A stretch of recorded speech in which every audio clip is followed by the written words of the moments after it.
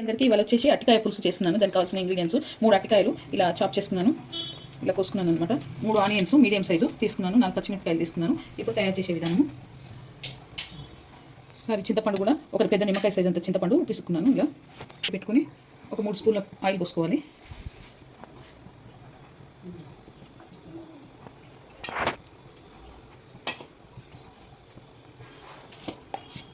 జీలకర్ర ఆవాలు వేసుకోవాలి.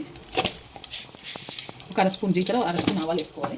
వేసుకొని ఇప్పుడు ఆనియన్ పచ్చిమిర్చి వేసుకోవాలి. వేసుకొని బాగా కలుపుకోవాలి. ఇది కొంచెం మగ్గాలి. ఓకే అండి, కొంచెం వేగినాయి. ఇప్పుడు అల్లం వెల్లిపాయ పేస్ట్ వేసుకోవాలి. సగం చెంచా అల్లం వెల్లిపాయ పేస్ట్, సగం చెంచా పసుపు, 2 చెంచాల ఉప్పు వేసుకొని బాగా కలుపుకోవాలి. ఓకేనండి, ఇది వేగిపోయినాయి. ఇప్పుడు అట్టికాయ వేసేస్తున్నాను. అట్టికాయ కరివేపాకు కలిపి వేసేసుకుంటున్నాను.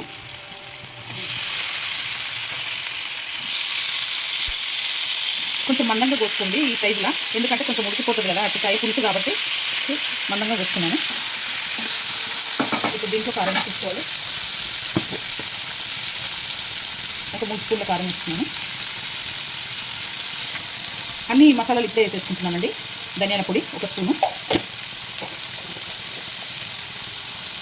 గరం మసాలా సగం స్పూను,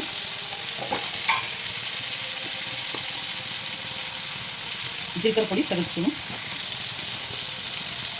మెంతి పొడి వచ్చేసి సగం స్పూను. అన్నీ బాగా కలుపుకోవాలి.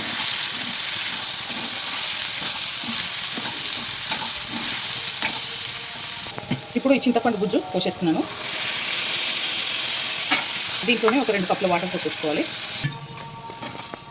2 కప్పుల వాటర్ పోసేసుకొని మగ్గనివ్వాలి. ఇది బెల్లం ముక్క వేసుకోవాలండి. కొంచెం బెల్లం ముక్క వేసుకోవాలి. ఒక 15 మినిట్స్. ఇప్పుడు కొంచెం బెల్లం ముక్క వేసేస్తున్నాను. వేసేసి కలుపుకొని మూత పెట్టేసుకోవాలి. ఓకే అండి, ఉడికిపోయింది అట్టికాయ పులుసు. దీంట్లో ఇప్పుడు లాస్ట్గా కొత్తిమీర వేసుకుంటున్నాను. ఒక 5 మినిట్స్ నుంచి బంద్ చేసుకోవడమే.